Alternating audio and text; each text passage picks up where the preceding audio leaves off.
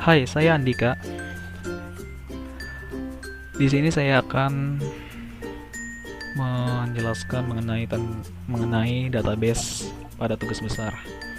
Uh, di sini terdapat tabel anggota, tabel buku, tabel kategori, tabel peminjaman, tabel penerbit, tabel pengarang, tabel pengembalian, dan tabel petugas.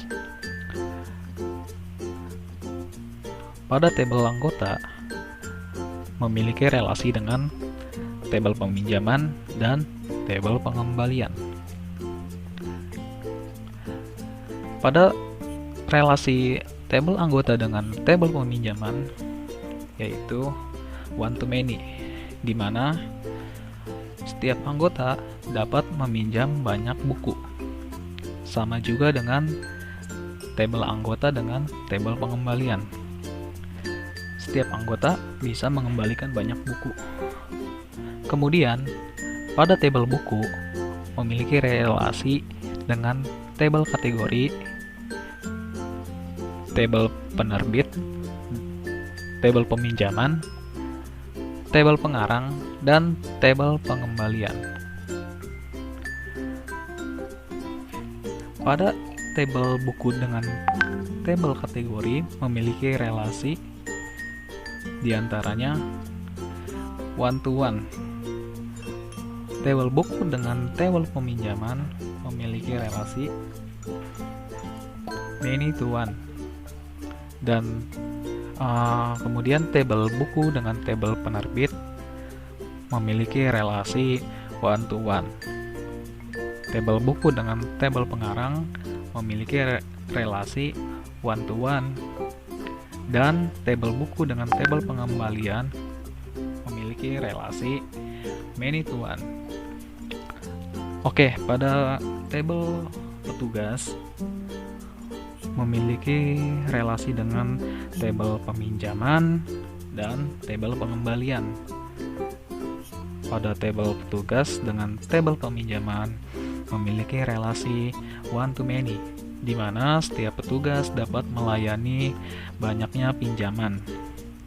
Dan juga pada tabel petugas dengan tabel pengembalian memiliki relasi one to many, di mana setiap petugas dapat melayani banyaknya pengembalian.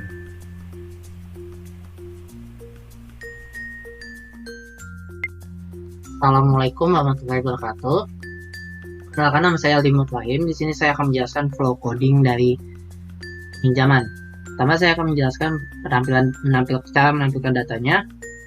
Yaitu di sini untuk menampilkan datanya kita menggunakan JavaScript server side, menggunakan Ajax. Jadi dimulai. Jadi ketika di function index ini kita akan memanggil function read. Di function read-nya itu kita memanggil pinjaman underscore read view-nya. Nah, di peminjaman underscore read ini udah dibuat ya struktur tabelnya ya. Ini kita menggunakan data tables. Nah, di data tables ini kita ditambahkan server side Ajax-nya. Oh ya, di data tables ini kan ada hashtag tables. Nah, ini disesuaikan dengan ID tabelnya. Nah, dari ini kita diarahkan ke kontrol peminjaman dengan fungsinya data tables untuk menampilkan datanya. Di dalam fungsi data tables ini kita memanggil fungsi model data tables dari peminjaman model dengan fungsinya get data tables. Di peminjaman modelnya ini, di get data tables ini kita memanggil fungsi get data tables query. Di get data tables query ini kita memanggil fungsi select bintang from peminjaman yang lalu dijoinkan dengan anggota, petugas, dan buku. Dan di sini juga ada string table, yaitu tabel apa saja yang kita tampilkan. Lalu string column underscore order, yaitu field yang akan kita tampilkan. Terus ada string column underscore source, yaitu field yang diizinkan untuk pencarian. String of that, field yang pertama diurutkan. Pertama yang diurutkan. Jadi ketika pertama kali data ditampilkan, field tersebut yang pertama kali diurutkan. Ini untuk data-data yang ditampilkan dan dicarikan ini disesuaikan dengan nama field yang ada di database. Sesuaikan. Lalu setelah itu mencetak datanya. Di sini kita cetak data-data yang ingin kita tampilkan berdasarkan field yang ada di database. Setelah itu saya akan menjelaskan fungsi insertnya. Di fungsi insertnya ini kita ada memanggil fungsi model dari beberapa model. Ini ada model mahasiswa, model buku, model petugas, dan model peminjaman. Lalu kita memanggil view peminjaman underscore insert. Nah, di peminjaman underscore insert ini kita terdapat form yang akan kita isi nantinya di data. Ada nama pinjaman, nama petugas, nama buku, jumlah pinjaman, tanggal pinjaman, batas pinjaman, dan status pinjamannya. Di nama pinjaman petugas dan nama buku ini kita menggunakan combo box karena data dari ketiga form ini diambil dari data table masing-masing. Nama peminjaman datanya diambil dari table anggota, petugas yang melayani diambil dari table tugas, dan nama buku diambil dari table buku. Nah, setelah formnya diisi, ketika tombol klik disimpan, ini akan diarahkan ke insert submit. Kontrol peminjaman dengan fungsinya insert submit. Nah, di insert submit ini, data-data dari form ini akan ditangkap. Habis itu dimasukkan ke dalam string input, dan field berdasarkan database ini akan diisi berdasarkan berdasarkan isian dari form. Misalnya ini diisi dengan isian dari form mahasiswa, dari form petugas, dan sebagainya. Oh ya, dan nama ini disesuaikan field yang ada di database. Setelah itu diarahkan ke peminjaman model function insert. Function insert ini kita menjalankan query insert. Setelah itu, setelah data masuk ke dalam database, akan muncul section alert sukses data berhasil ditambahkan. Lalu halaman web akan dikembalikan ke peminjaman /read. Setelah itu fungsi update. Di fungsi update ini alurnya hampir sama seperti insert. Bedanya di sini kita menggunakan ID, string ID, karena di suri segmen 3. Ini untuk mengetahui data dengan ID berapa yang kita ubah. Ini kita panggil lagi beberapa function model dari beberapa model. Lalu kita memanggil peminjaman underscore update.php view-nya. Nah, di sini sama seperti insert, isinya form untuk update. Hanya saja bedanya di sini kita memanggil data-datanya. Ini kita memanggil data dari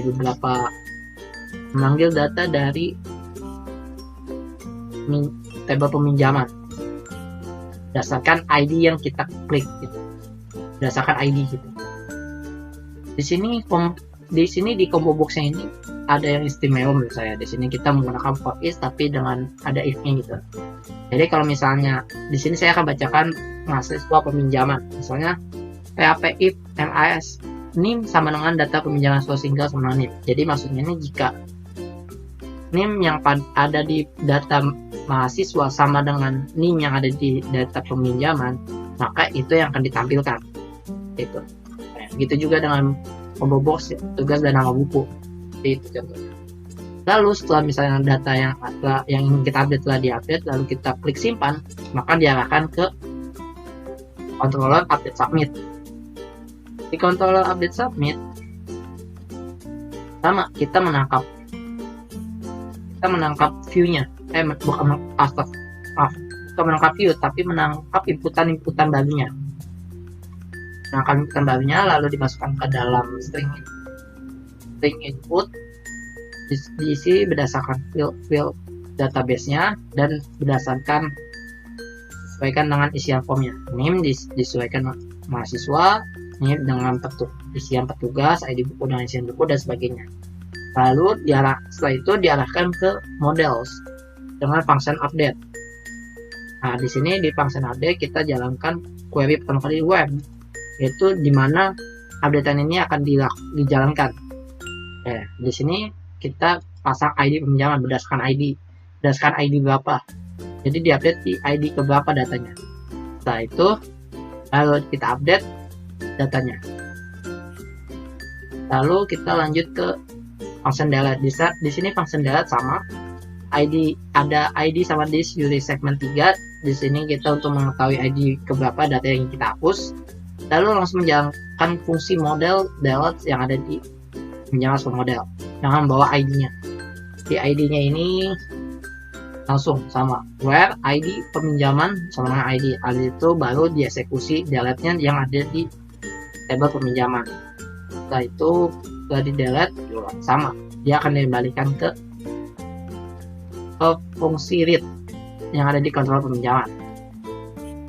Lalu ada fungsi export ini adalah untuk mengekspor data download lah, mengubah data table menjadi bentuk Excel gitu. Ini kita memanggil fungsi model read yang ada di peminjaman model, lalu data ini kita lemparkan ke peminjaman, export. Di export ada di sini kita bentuk formatnya Excel. Nah, di sini ada nama filenya, kita isi nama file kita dengan format Excel. Lalu ada struktur tabelnya dan data yang akan kita ekspor. Data-data yang akan kita ekspor. Jadi seperti itu flow codingan dari peminjaman. Kurang lebihnya mohon maaf. Kali ini saya akan membahas flow dari pengembalian, yaitu flow read, insert, update, dan juga delete. Di sini saya akan membahas fungsi read dulu. Jadi di sini fungsi read, kita melakukan pemanggilan model dengan fungsi read. Kemudian setelah itu kita diarahkan ke pengembalian read. Kita buka pengembalian readnya. Pengembalian read di sini berisi ID, nama peminjam, bukan dipinjam, batas peminjaman, tanggal pengembalian. Di sini menggunakan metode ajak data tables, di mana kita akan diarahkan ke pengembalian dan fungsi data table. Kita buka pengembalian data table. Nah, di sini kita melakukan pembacaan model lagi dengan fungsi get pengembalian model dengan fungsi get data tables.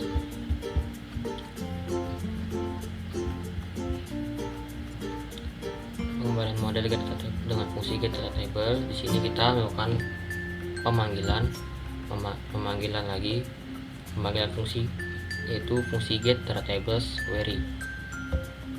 Di fungsi get data tables query ini berisi select table dengan join, yaitu gabungan data table para table di table peminjaman, pengembalian, buku, petugas, dan anggota. Dan di sini total denda itu adalah gabungan penambahan dari denda telat, denda hilang, denda rusak. Jadi nanti itu yang total denda yang akan ditampilkan pada view nanti itu berupa penggabungan denda telat, denda hilang, dan denda rusak. Di sini juga ada tabel-tabelnya, yaitu ada tabel pengembalian, peminjaman buku, tugas, dan anggota, sama seperti di sini ya. Ini ada field yang akan ditampilkan nanti. Ini ada field yang bisa di search dan diurutkan berdasarkan ID pengembalian.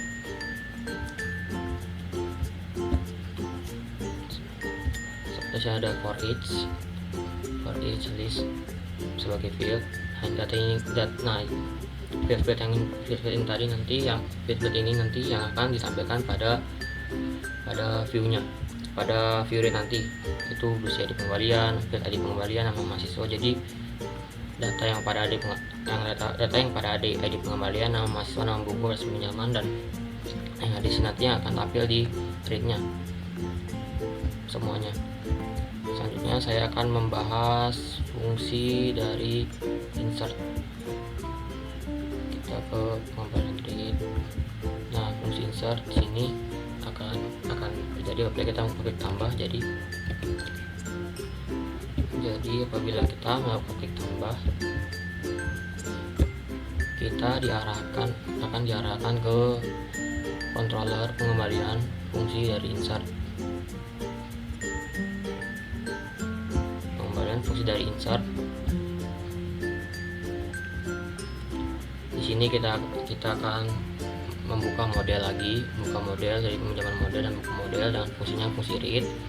Kemudian kita akan diarahkan ke pengembalian insert, view pengembalian insert. Nah, di sini pengembalian adalah form ini ya, form yang akan tampil di sini. Berisi ID peminjaman, buku yang dipinjam, dan juga tanggal pengembalian, jumlah pengembalian. Di sini ada for each sini digunakan untuk melakukan pengulangan. Berisi option value untuk menambahkan combo box yang berisi dari tabel pinjaman dengan ID peminjaman ya, dan yang akan ditampilkan nanti adalah ID peminjaman atau tabel pinjaman. Sedangkan di buku yang dipinjam juga sama, for each pada tabel data buku. Di sini juga ada option value-nya dari ID buku, tabel buku. Nah, tapi nanti yang akan ditampilkan adalah nama bukunya, bukan ID bukunya. Nah, ini yang ditampilkan adalah nama bukunya. Kemudian apabila kita mengklik simpan, kita akan diarahkan ke controller pengembalian fungsi dari insert submit. Kita buka insert submit. Nah, setelah itu kita diarahkan ke sini. Data yang tadi itu di form tadi ditangkap, kemudian dimasukkan ke variabel dari peminjaman, variabel dari buku, variabel tanggal pengembalian ini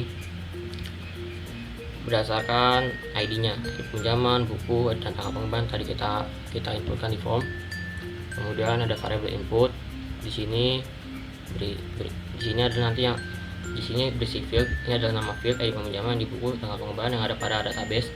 Jadi setelah tadi kita input tadi di form, dimasukkan lagi ke sini menjadi ID peminjaman, ID buku, tanggal pengembalian.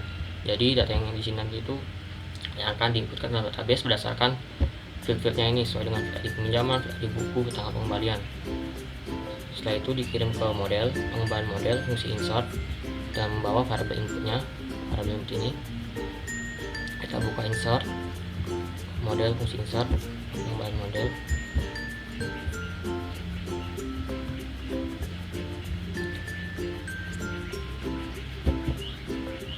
Fungsi insert. Nah, sini akan melakukan insert dalam database di tabel pengembalian dengan di tabel pengembalian dengan membawa variabel input tadi. Jadi variabel input tadi itu masukkan ke tabel pengembalian. Selanjutnya saya akan membahas fungsi dari action. Di sini action dari update dan juga delete yang ada di sini. Ada di sini update dengan delete. Apabila kita klik, saya akan membahas update terlebih dahulu.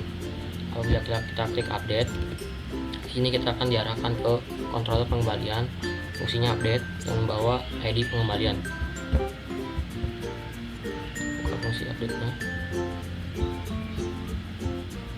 Pengembalian fungsi dari update. Nah, di sini kita kembali membuka model, pengembalian model, peminjaman model, dan buku model dengan fungsi read dan read single. Kemudian nanti kita diarahkan lagi ke pengembalian update. Di pengembalian update ini adalah nanti yang form yang akan tampil ketika kita mengklik actionnya dari update. Nah, ini itu bisa di peminjaman, bukan dipinjam, tanggal pengembalian, jumlah pengembalian, dan data sudah hilang, sudah rusak. Di sini ID peminjaman sini terdapat for each dari data peminjaman singkat sebagai pinjam. Kemudian ada option value. Option value sini merupakan combo box. Dan di sini jika ada if jika ID peminjaman pada pinjam sama dengan ID peminjaman ada data pengembalian single, maka akan ditampilkan optionnya, combo boxnya, yaitu ID peminjaman pada data pinjam, ada tabel pinjam. Sama juga bukan dipinjam. Sini for each ada buku, ada fungsi if juga, fungsi dari if ID pengembalian pada tabel buku. Pada variabel buku jika sama dengan ID buku pada variabel data pengembalian single, maka yang akan ditampilkan adalah nama buku pada tabel bukunya. Seperti sini nih, ada nama bukunya. Kemudian apabila kita melakukan update, kita lakukan klik simpan, maka kita akan diarahkan ke fungsi update submit. Kita buka fungsi update submit pada controller pengembalian. Nah, di sini kita menangkap ID-nya tadi yang akan kita ubah. Kemudian sini akan terjadi penangkapan data yang tadi kita input tadi, dimasukkan ke ID peminjaman, variabel buku, variabel tanggal pengembalian.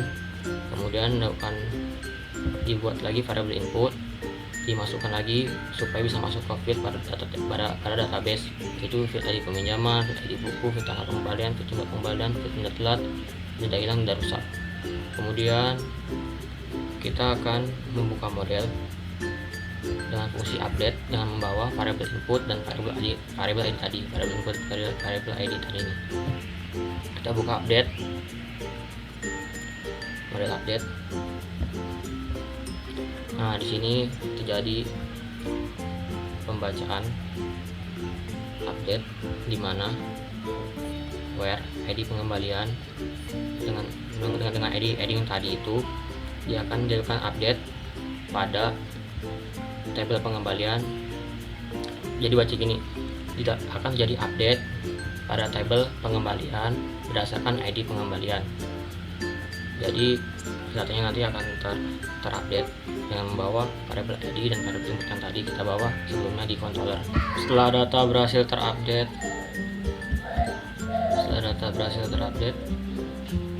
akan muncul pesan sukses, data berhasil diubah. Lalu kita akan tidak kembali ke read. Kemudian saya akan membahas fungsi dari delete.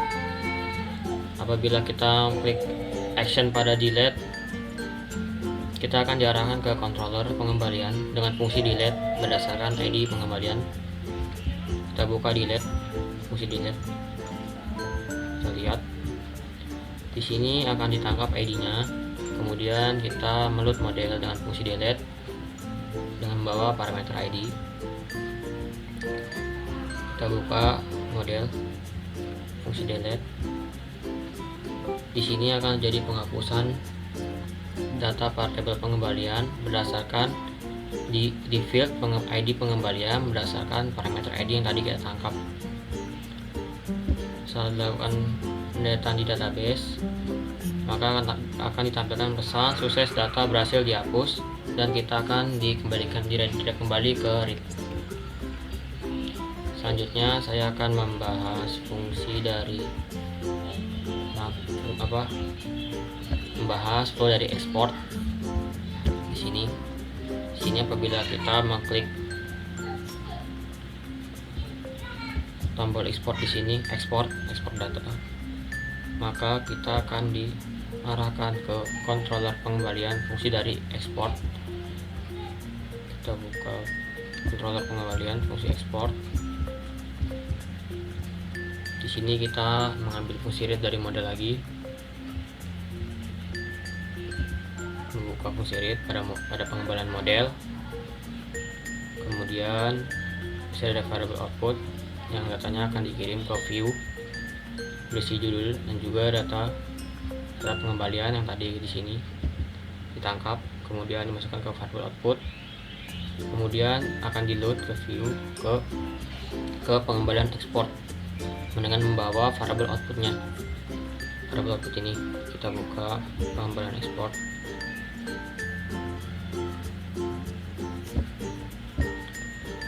Nah, di sini ini adalah nama file nanti ya ketika diekspor, namanya export data pengembalian dengan XLS, yaitu Excel. Di sini ada tabel-tabel yang akan muncul nanti, dan ini ada datanya dari database, diambil dengan for each, dilakukan perulangan dengan data pengembalian disingkat menjadi variabel kembali. Sini variabel kembali, jadi ini adalah data-data yang nanti akan muncul di Excel berdasarkan isi dari field pada database, yaitu ada di pengembalian, nama mahasiswa, nama buku, batas peminjaman.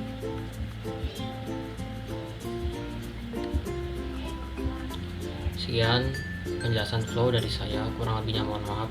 Wabillahi taufiq wal hidayah. Assalamualaikum warahmatullahi wabarakatuh.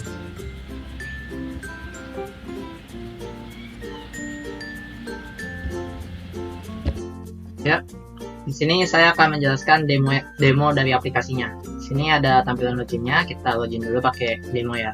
Di bawah ini aja.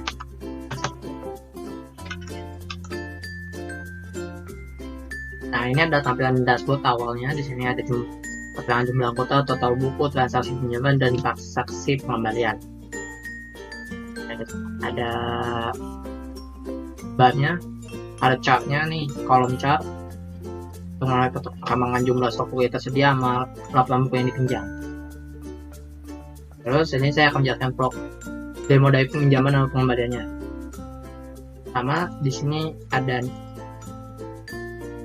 di sini ada anggota, nama buku, nah ini nama petugasnya, terus nama buku. Nah di sini juga ada daftar-daftar kategori.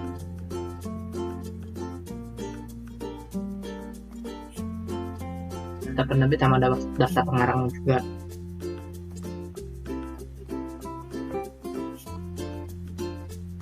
Misalnya kita mau menginput sebuah transaksi peminjaman, ini kita tinggal tambahkan data saja.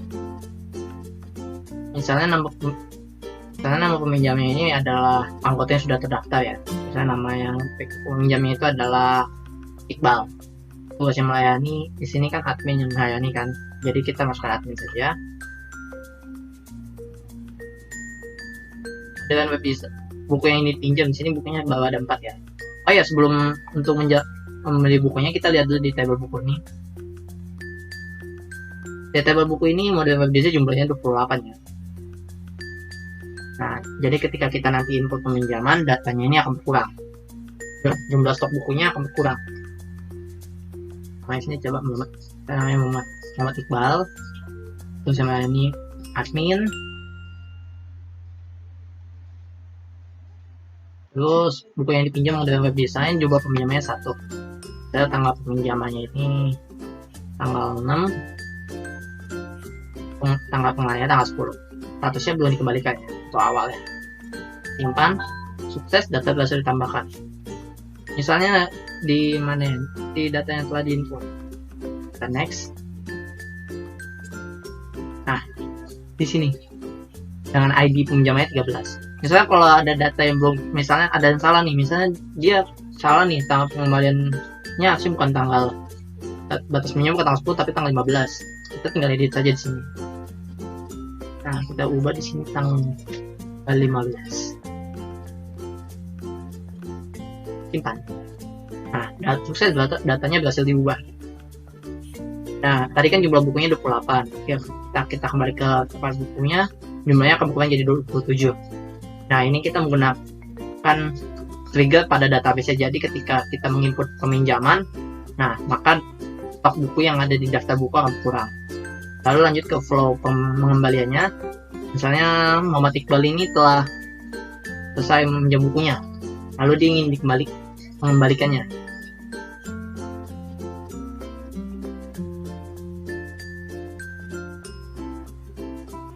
Nah, dia mengembalikannya batas pinjamnya tanggal 15. Kasusnya belum dikembalikan. Maka kita kembalikan, kemudian kita tambahkan datanya. ID peminjamannya adalah 13, punya Iqbal. Buku yang dipinjam mobil web design, tanggal pengembaliannya misalnya kalau tidak terlambat, saya mengembalikan tanggal 12. Jumlah pengembaliannya 1, dan datanya tidak ada. Ini yang tidak ada hilang, rusaknya juga tidak ada. Kan. Sukses, data berhasil ditambahkan. Nah, ini jumlah pengembalian 1. Ketika diinput ke pengembalian, maka jumlah stok bukunya akan bertambah lagi di sini.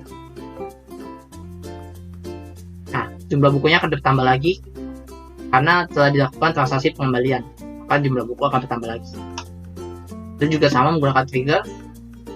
Nah, ketika telah ditambahkan transaksi pengembalian di peminjaman ini,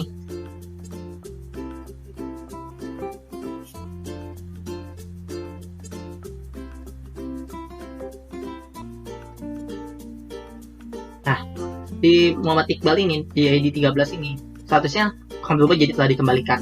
Jadi ketika bukunya telah dikembalikan, maka statusnya ini akan berubah otomatis menjadi telah dikembalikan. Jadi kurang lebih seperti itu demo aplikasi dari kelompok kami. Kurang lebihnya mohon maaf. Wassalamualaikum warahmatullahi wabarakatuh.